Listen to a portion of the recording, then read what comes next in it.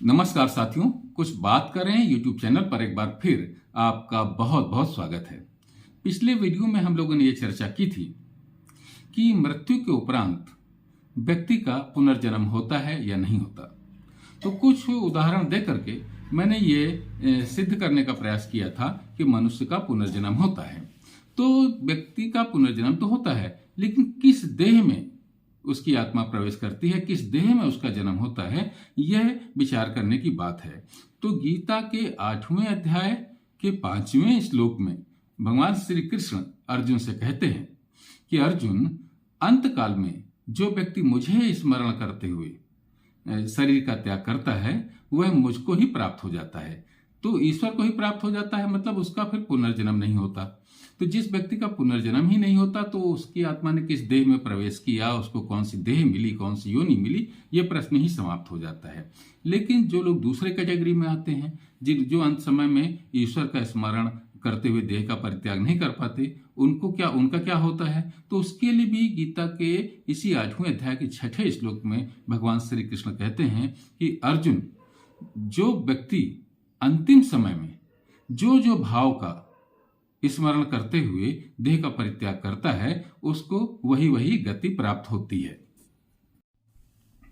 तो साथियों, ये बात अगर हम विज्ञान और मनोविज्ञान की दृष्टि से इस बात पर विचार करें तो हम पाते हैं कि अपने अंत समय की तो बात ही छोड़ दीजिए, अपने सामान्य जीवन में भी जैसा हम विचार करते हैं, जैसा हम सोचते हैं, हम वैसा ही बन जाते हैं। यदि हमारा चिंतन सकारात्मक रहता है तो हमारा व्यक्तित्व सकारात्मक बनता है, और हमारा चिंतन यदि नकारात्मक रहता है तो हमारा जो व्यक्तित्व है वो नकारात्मक बनता है। अब अगर लौकिकता की हम लोग बात करें तो हम ये भी पाते हैं कि अगर हम ये सोचते हैं कि अगर हम आईएएस ऑफिसर बने या डॉक्टर बने या व्यापारी बने तो जैसा हम सोचते हैं वैसा ही बन जाते हैं।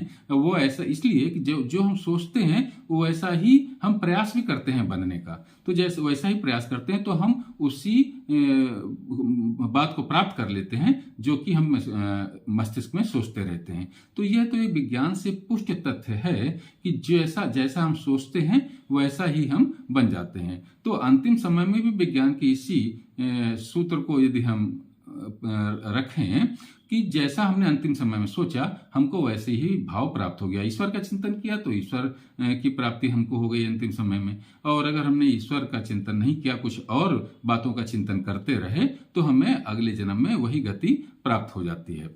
लेकिन प्रश्न ये भी उठता है कि अगर हमने पूरा जीवन बहुत अच्छी तरीके से व्यतीत किया, सात्विक चिंतन करते रहे, लेकिन अंतिम समय में अगर हम ईश्वर का स्मरण नहीं कर पाए तो क्या हमें वो ईश्वर की गति या अच्छी गति प्राप्त नहीं होगी? इसके लिए भी इसी 8वें अध्याय के 7वें श्लोक में भगवान श्री कृष्ण कहते हैं कि अर्जुन, तू युद्ध भी कर, तू मेरे को अर्पण करते हुए वो कर्म मेरे को अर्पण करते हुए भी वो कर्म करेगा तो मुझे ही प्राप्त होगा। यानी कि लेकिन ये होता कैसे है कि आखिरी समय में वस्तुतः जो हमारे सारे जीवन के चिंतन रहता है, हमारी बुद्धि भी वैसी ही रहती है। यानी कि अभ्यास योग से भगवान श्री कृष्ण आगे भी कहते हैं कि ये आप कैसे पाएंगे कि अंतिम समय में भी मेरा स्मरण करते रहें। वो होता है कि पूरे जीवन आपको अभ्यास करना होता है। पूरे जीवन जो कुछ भी अभ्यास आप करते रहें, अंत समय में आपका चिंतन वही होता है। अभ्यास के द्वारा हम बड़ी सी बड़ी उपलब्धियां प्राप्त कर लेते हैं। तो साथियों, ये हमने देखा कि ये हमारा जो पुनर्जन्म है और अगले जन्म में हम किस योनि में प्राप्त होंगे, ये भी एक विज्ञान सम्मत तथ्य है। धार्मिक तो है ही, लेकिन ये भी विज्ञान सम्मत तथ्य है कि अगले जन्म में हम किस योनि में और किस देह को प्राप्त करते हैं। तो साथियों, आज की चर्चा में बस इतना ही। कल किसी और मुद्दे पर आपसे बात करूंगा। आपने अगर हमारे इस चैनल को सब्सक्राइब नहीं किया हो तो कृपया सब्सक्राइब करें, लाइक करें अगर मेरा ये वीडियो पसंद आपको आता है, और इस पर टिप्पणियों से हमें जरूर अवगत कराएं। जय हिंद, वंदे मातरम।